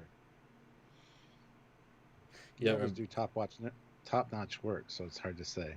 Yeah, I've never done the best DS9 stuff. So yeah, I'll be out in Indiegogo soon. Nice. Yes. Threefold Path, £5. The visual effects are better in Lower Decks than in Disco and Picard, and it's a cartoon. Honestly, we get a lot of great shots of the ships. Like, there's a lot of really great stuff in Lower Decks, which I wish that there was more. We complained about that in Season 1 of Discovery. No flybys of the ship, no beauty passes, really. They ramped it up a little for Season 2. Season 3, again... But they were always in a bubble with no light. Yeah. So that was a flaw from the start. The lighting's always an issue. You don't get beautiful, like, Captain's Log, Stardate, as it cruises by the camera like the beginning of most TNG episodes. We want that kind of stuff. Well, Lower Decks had some very simple artistry when it comes to its visual effects. Like, they knew the balance to have and not have. Although John Woke says, wait, did we find out who won the mystery box yet? Yes. On the live stream. It was George Mangrum. It's already been mailed off. Yes. And he'll be getting it hopefully by tomorrow, Wednesday, or Friday. What the hell am I talking about? He was quite drunk at that point. Okay. Squadron Course, $2. If Peanut Hamper and Badgie merged, equals Badgie Hamper. That would be scary. Let's be truthful. That is pretty scary. Badgie's gonna be back, for sure. And Hezra says, I think Enterprise will have a sort of resurgence. It seems the show's being given a second chance by viewers. I've heard that a lot, people going back and enjoying it more. like 5 I to 10 enjoyed it years more later. on my rewatch. Yeah, absolutely. Especially season 3. I think the difference though is that week to week, because remember at the time there was Stargate Atlantis and Battlestar Galactica, which both are far better than Enterprise. So at the time it was the easily, and I remember watching those all through a night. And Enterprise was the obligation show. The other two were okay, we're done with Enterprise. Let's watch. And I was a Star Trek fan. So at the time it was now obviously you binge watch your own show, you pick your own show. I think with Enterprise you just watch 4 or 5. You ignore, just like with Discovery and Picard as meant to be watched. You ignore the stuff that's not very great. But you enjoy the moments you do remember. And at the end of watching 4, you're like, oh yeah, those are fun. What did you like about them? T'Pol's good. Yeah, but what about episode 2? What was it? Which was episode 2? Well, exactly. You don't remember because it wasn't interesting enough. And then you get season 3 and 4 and you like the characters enough because you binged it. It's a better binge show because you ignore the vanilla. You can focus on the good. If you watch it week by week, you realise how vanilla it is. And I'm not saying it's bad, but it should have been a lot better, given Voyager season 7 was much better than Enterprise season 1, and it's the same damn team. Yeah, amazing. That's a great summation. Not the same cast, obviously, but should have known better. And that's the thing. Lower Decks week on week was great. Yep. Like there was no kind of blah episodes really. Nope. There was blah moments and blah scenes, but that's everything. I will say Enterprise season 1 is probably better than TNG season 1, but that also isn't a bar you want to talk about. Like that's not a bar to set yourself by. Two different creatures though, completely. One was bringing Trek back after, how many years, in a new format, new generation, and even though Enterprise is a different generation, it's also going back and it's relying on DS9, Voyager, TNG. So yeah, it's kind of a different metric to gauge those on, but yeah, into season 1 of Enterprise, you don't like the cast the same way you do like in TNG. It all stood out more. Although I will say I did watch Voyager because I was doing my Voyager bridge for my fan films. I just posted an image of today, and Voyager season 1 is actually really rather strong. I was surprised in rewatching it. It's short, which helps, but I always poo-pooed it a little bit as being one of those weeks. That was a much stronger season than I remember. Like it's not strong, but it's not bad by any means. Surprisingly strong, actually. Would it be a lot better without the Kazon? Well, the Kazon are just like a should have been better. Like the premise isn't bad. I don't know where they were going with it. Like there's no, where do you go long term with a race that you can beat every week? Just the fact they're trying to steal your more advanced tech, and if they ever do, their ambition might. Yeah, I don't know. There was no plan, and you can see there's no plan. And it would be fun as a one-season enemy, like we got through their space. But they're not bad, they're just not good. That's the thing, it's a weird one. It's like, no, it's not bad, just not good. Yeah. Fleetpaw Swiftback, $2. Look, it's that Fleetpaw guy. He showed up for work. About time, man. You're gonna get fired soon. Glad we hired too many people today. 132 likes, guys. That is awesome. Let's get 8 more likes, get to 140. Hit that like button if you haven't. And let us know your favorite things about the season 1 of Lower Decks. Anything that stands out specifically, like reference-wise. There's a lot. There's too many to list. We did our favorite. And least favorite. And I don't remember exactly what we said. I'd have to go back and watch it. But like I said, I'm also removed from the show. Like I haven't watched it since it's finished. So I don't know. I just know there was a lot of good in each episode and little things, that background thing or whatever. So List Jericho says he felt the other way around. Enterprise season 3 was way better than SG1 and BSG, but that depends which season of each you're looking at. Because if that was during BSG season 4 and SG1 season 8, I can get behind you. But that's because those are the weakest of those two and the strongest of Enterprise, or overall. So that depends what year. Which I'm doing briefly. So that's 2003.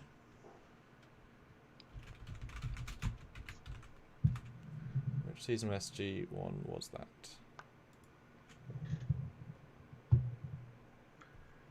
Look, everyone, I'm a captain. My visor says so.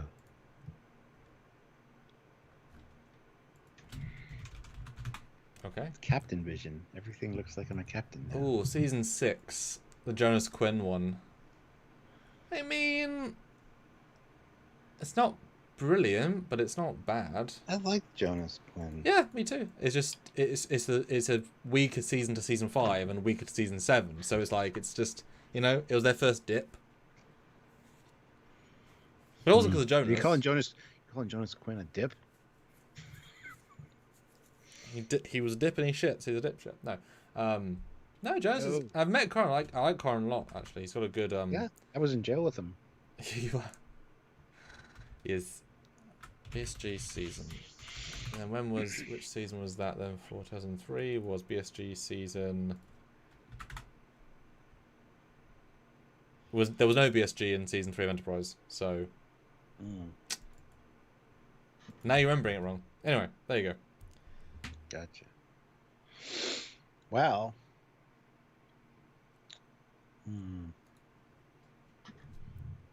Seska's baby drama. Was weird, but it was a good reveal though for Seska.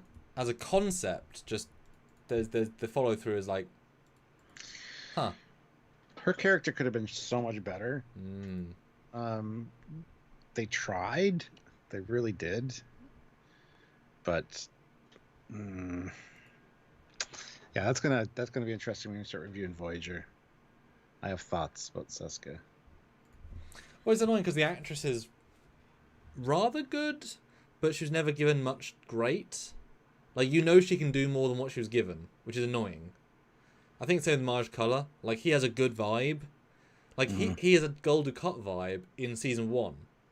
Like potential, but not really given the stuff that he needed to be good, and just not interesting a race. I mean, they should have just been Klingons. Actually, you know what? How cool that would have been, actually, if they just had it, the caretaker took Klingons like 100 years ago, and so they're just proto-Klingons. But they've made their own hierarchy. That would have been interesting. And instead of different clans, you'd have different houses. But they just look like Klingons. Their entire structure is different. Maybe they were like renegade Klingons, so they don't believe in Kahless. The Kazon did kind of look. I know, but that's what I'm saying. You take out the middleman, just have them be Klingons. How weird is it that the Klingons in Discovery look less like Klingons than the Kazon do? Yeah, well. Damn. Species on different quadrant. That could have been cool though. Delta Quadrant Klingons. That could have been really cool actually. And then you could have had like piercings. That would have been a cool way of. Oh, lost you. Could have had like piercings and tattoos and. That could have been really cool. But they didn't need water. You remove that storyline. Yes, you can. Right. Hello. Oh, you can. Okay, good. Yes. Yeah, I need a new microphone. Damn. It's a connector piece at the bottom where the cord goes in. Yes. It's a bit sketchy. Yeah, that's happened to me at the start of mine. It's my headphone jack that's dying more than my other one. But guys, we are, let's say, 16 likes away from a number. And I'm going to say $40. That'll get us to a good, solid number. So yeah, let's have some 5s or 2s. Your favourite thing about Lower Decks. And we'll talk about it as the Super Chats come in. So Super Chat, your favorite thing. Yes. Yeah, I know we kind of talked about the series, the show in generalities here instead of getting into our favorite things. Really, we kind of dissected some other shows in the process. But Stuart likes the unscripted just chat shows, so didn't do any prep for this. Oh, so you're blaming me for this is what it is. Oh yeah, I did on purpose. Did it your formula so that you'd be happy. So yes. See that it wouldn't work. Huh? It's good. No, it's fine. What? Nothing. Oh my god. They didn't do anything with the Voth. No, and the Voth definitely need to make a reappearance, either in future Lower Decks or even Picard. I like the Voth. I thought it was a good concept. Well, it's like relativity. It's one of those kind of god level concepts that you either use or never mention again. You know, it's like in TOS the Organians. Well, you would think they would have the power to be in it again. You know, etc., etc., or you know, Trelane, or you know, it's tricky. Or the Khan's blood and transport beaming. Nope. Nope. Never gonna mention it again. Or red matter. Yeah. Yeah, alright, matter. Although, wouldn't it be great if if they finally make a Star Trek 4 in like 2016 or 2026, and it starts with a red matter explosion. There's a ship flying away from that's a transport beam, and the guy gets hurt by transphasic radiation, so has to be given Khan's blood. And it's like they do all of the conceits in the first scene, and they move on. It's like, yep, we did it. We know. Shut up. That'd be funny. I'd like that. That'd be really funny. And we just see a shot of Benedict coming back, of an actor of Benedict coming back with CG face on, just getting like, injected out. Good Threefold path, £5. The ships, except for the Cerritos. Yeah, the ships were all pretty good. Seeing the new Parliament class was great. But it is just a kit bash of a Cerritos, which is in logic of the, the TNG vibe. I'm just annoyed the Cerritos had no phaser strips, no RCS thrusters, the incorrect blinkies. They don't make any sense. They've got red and green on the same emitters, which defeat the purpose of having blinkies because they're meant to be one side red, one side green. So whoever did that doesn't realize what they're for. Don't know where the shuttle bay is necessarily. Like the ship, and you can kind of sense they rushed it out. I'm sure the season 2 version will get an upgrade to actually have stuff that's missing, because it's missing a lot of stuff. But hey, well, it did have that nice refit at the end of the Vindicta episode. Yep, holodeck versions will be more for sure. I mean, it's like the Gen Hey, it's like it's missing more stuff than it has.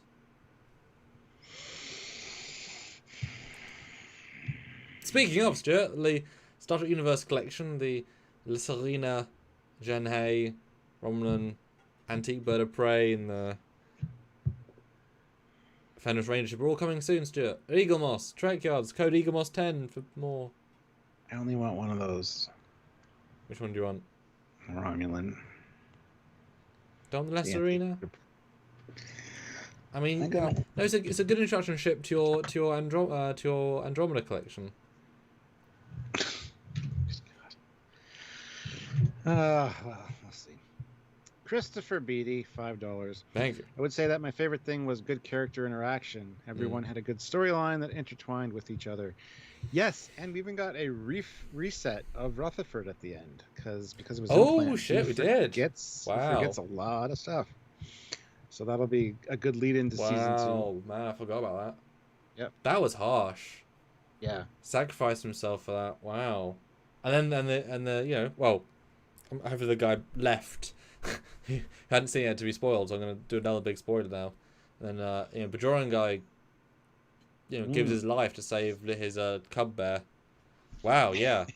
The fact the animated series managed to turn, Paclides into fearsome warlords, and also we got really, really hard-hitting character moments that paid off beautifully. Well, that's impressive, which we did not get any of the Discovery or Picard, pretty much any of the seasons. Wow. Yeah, exactly. There's more punch to this one season of Lower Decks than... Yeah. Damn. Superb. Fleet Paw Swiftback, $5. It's the Titan. That has been my favorite part of any series at the moment. The scene still gives me chills, man. Yeah. It's how you do that, right? It is great for sure, yeah. Warp 5, 6, 7, 8. Yeah, it's good. And the fact that they were wearing their proper uniforms, like there's so much good about that whole thing. Bringing that in at the end was a real yes, thank you. The Mandalorian did something similar with the end of season 2, probably more successfully. No. Oh, I don't know. I felt more with seeing R2D2 than. But it was a one level. It was a one note, and it made all the other characters redundant. As soon as that guy comes in, everyone else is a non-character. It's a great moment, but in Lower Decks, everyone still has something. You get the Mariner, Riker stuff. You get Riker and Troy. You get Boimler on the Titan. You get Boimler and Riker. You get Boimler and Troy. You get Captain. Everyone has a connection there. Plus the Paclides are funny. So no, I think actually that scene beats it. But it's a longer moment, and it's got more in it. I felt more emotion with the Mandalorian, but of course I was going to. But no, I think Lower Decks did it better.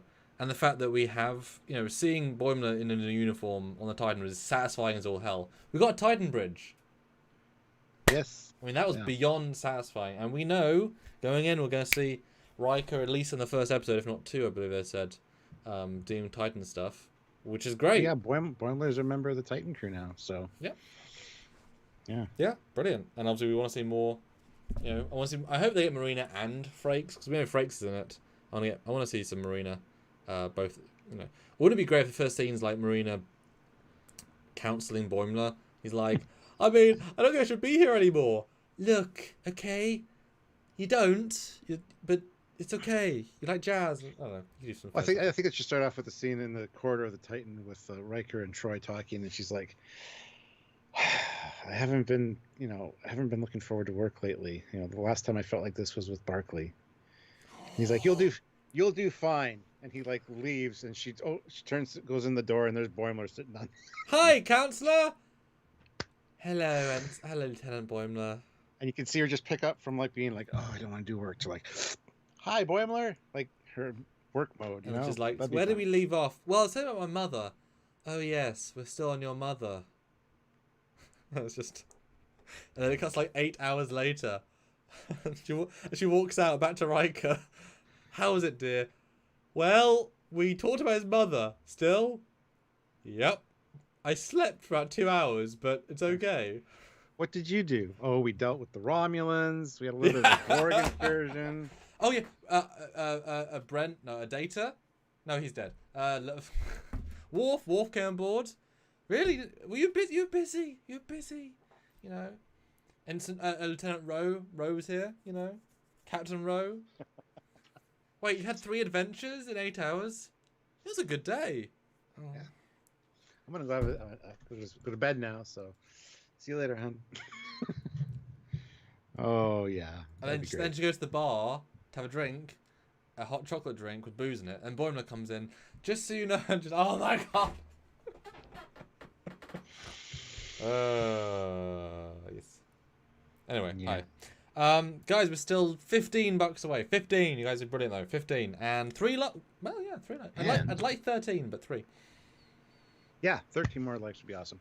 But load up that, you know, we still have the last super chat slot. So if you want to snipe it, now's the time to start. If you're interested, just saying. And Devereaux says Troy isn't going to be in next season. Just to clarify though, they aren't going to tell you which special guests are in every season. You would have said, oh, Riker's not in this season until he was in the season. So let's not say she's not until we see the season. Because we don't know yet. We know Riker is. But it's like, Stuart, do you really want the reveals told you in a press statement ahead of time? It's like, it's bad enough they say, special guest star, this person. Like, oh, well, they're going to turn up in this episode. You know, that's bad enough. Well, yeah, I agree. And a lot of times, that's all that they have going for them, and it's a little bit of a crutch. They do share it in the trailer, or they show it in whatever, and do ruin it. So yeah, I would love to be surprised. I would love to start off seeing the Doctor from Voyager, or Worf, or somebody, you know, as the that'd be great, without any kind of warning. Yeah. Matt Boardman, $15. Ooh. Snipe. I think it might be a rocket actually, because that's a big snipe.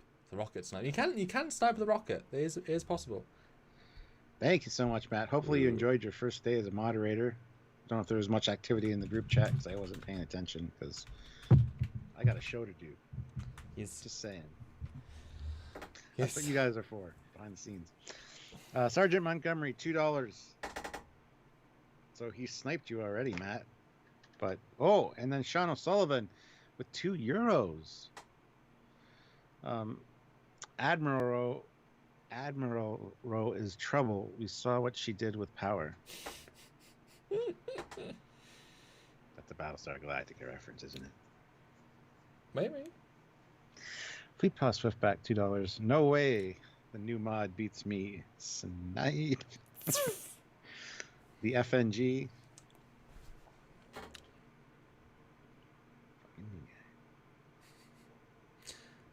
But no, it's nice to talk about Lower Decks. It's such a good, gentle, pleasant show. It's like, yeah, Lower Decks. But I think it's definitely a apart from that very different second watch, it's a very good first watch because you just have such glee when things happen that you know and that you, they aren't fan service. They're integrated as part of the reason. Yes. It's just, as I've said before, this is the Star Trek universe. Of course, you're going to bump into X, Y, and Z. You know, how could it be fan service that the Star Trek animated series alien is the shapeshifter? They needed a shapeshifter alien. Why invent a new one? Use an old one. It was either going to be a changeling from DS9, the lady from Star Trek 6, which we don't know the true form, so it doesn't have the same payoff, or the animated. Like, why would you do anything else? Like, there's no reason to. You know, it's not fan service. It's brilliant. As I said before, I'm not immune to fan service. Sometimes it really hits home and does its job. So. Yeah, for me, fan service is more someone in the show saying, you know, boy, I love it when Captain Picard does this. It's like, what did that add to the story? If it's organic, that's fine. Yeah. But, like, for example, some of the novels I've read, the Star Trek novels, you literally get 5 goddamn references in 2 pages. That's fan service. And it's like, yes, we're where you watch Star Trek. You're reading a Star Trek novel. You don't have to tell us you're a Star Trek fan by putting in all these references. You know, sometimes it's too convenient, too coincidental. So what do you think of, like, the one that springs to my mind in My Temper Anomaly film with the whale probe reference? That was perfectly organic and natural. Boom. The way it plays out, and they're like, huh? Yeah, no, that's absolutely fine, because that's something that would be talked about for a long time. It affected all of Earth, a bunch of starships, space dock. Yeah, you know, that's a big deal. Where were you when Space Dock lost power for 19 hours? I was in the toilet, and the gravity went out. It was awful. Yeah, floating there for 20 minutes. I mean, how many people were locked naked in sonic showers for like 21 hours? Or probably like 10, or because it wasn't a quick, like, it was almost a full day, I would say. Probably more than one, but yeah, I think it's probably less than a day. Like, that's, yeah. A lot of people were naked for a long time in 0G. Although the Mirandas, they got I don't know, would they still have gravity? Because the Miranda did manage to get gravity back, but it also was left by the probe, so it did that sail. Saratoga? Yeah. We were fashioning a makeshift solar sail. I don't know. See, that's the thing. Gravity never goes out in Star Trek. That was also my joke. Until it does. It did with Archer. He was in the shower, which wasn't a sonic shower. It was a real shower, so there's water everywhere. And then they restored gravity, and boom! That would hurt. I'm sorry. That could be deadly. Yeah. It needs to go out more often, for sure. But Patriotic says, did you guys hear the news that came out about an hour ago from Michelle Paradise about a new Star Trek movie? No, because I've been doing a live about Lower Decks. Let me Google her name and see. You do that while I read the next super chat. Matthew K throws in $10. Thank you so much. Thank you. I'm about an hour back. Nah. About an hour back. It's such a bitch fest, and I'm so here for it. Also, Snipe. What, us bitch festing? Is that what you're talking about? I'm confused by that comment. I don't think we were bitching. 7 more likes, guys. Let's get to 150. 150 is a good number for likes. Let's hit that if we can. If we're able to, that'd be awesome. Okay, so someone named Canlinda Vasquez by Paramount to script an original Star Trek movie. I mean, they've had 3 or 4 sets of script writers that have written scripts for this new Star Trek movie, so that is no announcement at all. Sorry. She worked on Discovery a little bit and other shows that I've heard of, but there's been lots of writers. They had that Noah guy write a Star Trek movie. They had one of Tarantino's people write a Star Trek movie, so that means that's not news at all. So you do lots of specs for it. I'm sure they've also got presented scripts by other writers that would like to do a Star Trek movie. So, and it's just because she knows the person. It's not really news. Sorry. Sergeant Montgomery. Imagine how big the turbolift shaft is in space dock. Well, we saw it in Star Trek 3 and 4. I mean, they weren't in a travel pod heading to the Enterprise A. They were in a turbolift car. That's the turbolift cavern. That's where they park the starships, don't you know? Come on now. I was wondering where you were going. I was zooming through the entire film in my brain, and you're like, oh. Where they park the starships. They got enough room in there that they can just park starships in the turbolifts. Yeah. Well, indeed, space dock is hollow. It's just 45 rooms around the edge and then turbolift shafts. Oh, God. Oh yeah. That's incredible. Well done you. Come on guys, $7 more and 7 more likes. Oh, come on. $7 and 7 likes. That's easy. Tiburon. Oh, good. Another Star Trek 4 script. That's like 5 now. And thank you, patriotic. Yeah. It's sad because if you gave me like 5 million, I can make you a Star Trek movie, feature length, in budget. See, he's not greedy. Good movie. No, that's not a lot of money for a film. I know. I'm saying, do it. So, well, Somebody with power and watching influence, by all means. I guarantee I could make at least 30 million in distribution. There aren't cinemas right now, so I couldn't say cinema, but yeah, I bet you I could at least 6 times your money. And you know what? I would go to YouTubers and do several features on Trekyards for free viral marketing, because that's how you do things nowadays. So you wouldn't need to spend, 10 million on marketing, because that's what they do. There's always that note where it's like you take the budget and you add like an extra third for marketing. Like, there's been films that spend 100 million on marketing. There's been films that are 300 million budget that spent another 100 million on marketing. Yes. Which is insane. And those aren't in the official budgets because obviously that's not part of the filmmaking, but... And unfortunately, you notice the films that are under-marketed because it's like, well, that's out? What? It's been out for how long? Yep. And yeah, sometimes it's a real... And then there's movies... can kill a movie. Marketing yeah, can kill a movie. there's movies where you see it everywhere and is in your brain, but doesn't mean you're necessarily going to see it. That's the thing. A movie you have to want to see either way. Yeah. There's lots of movies that I've wanted to see, and it's like, wait a minute, that's out now already? What? No, it's gone. It's on Blu-ray now. It's like, what? Yeah.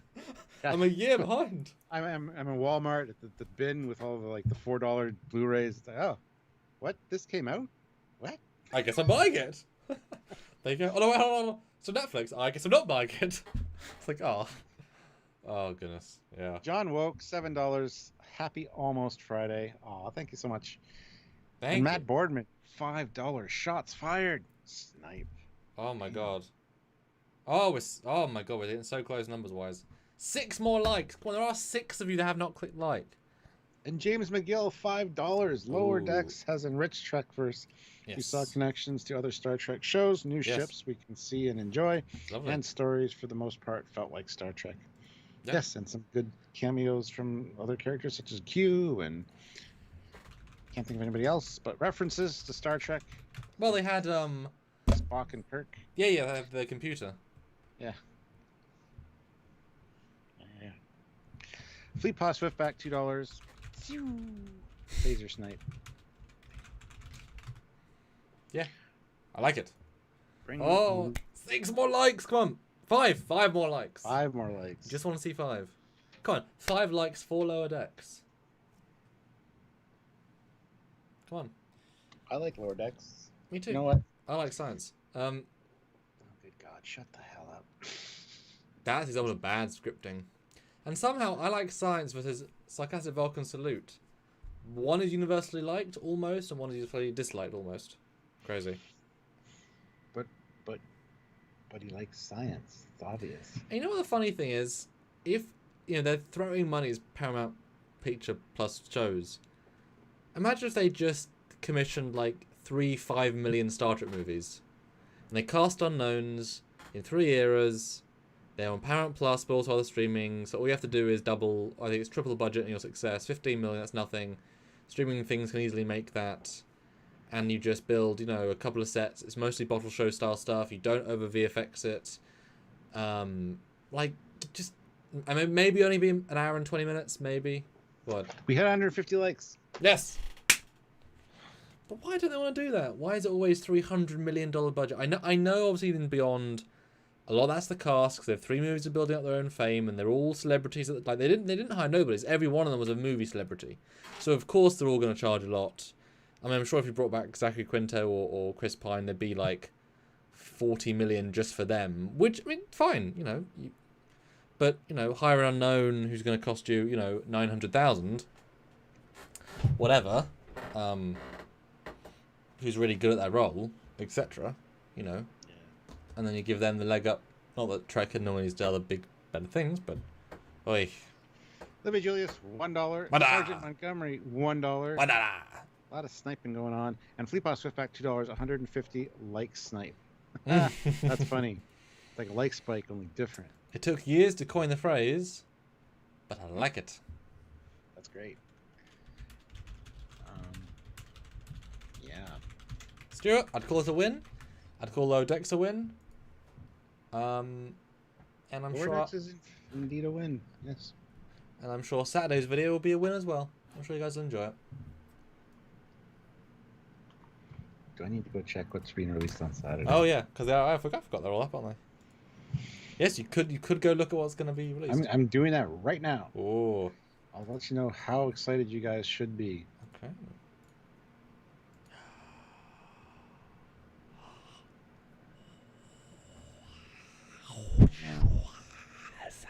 Oh yeah, that's epic.